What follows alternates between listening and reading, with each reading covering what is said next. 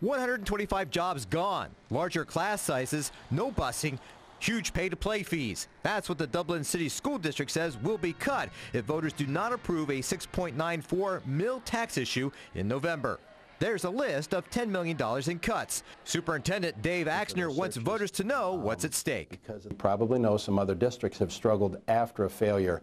We already know what's at stake, so there won't be any surprises. Some of the cuts include eliminating high school busing. Pay-to-participate fees would jump from $70 to $400, and music programs would be reduced. Over 2 years, Axner says the district has cut $7 million from the budget. That's without this issue passing, and those cuts would not change. By passing this new combination levy, a homeowner would pay $213 per $100,000 of home value. But are taxpayers willing to pay? I think it's completely worth it to pay the extra money for the better schools, the better teachers, the better curricular activities.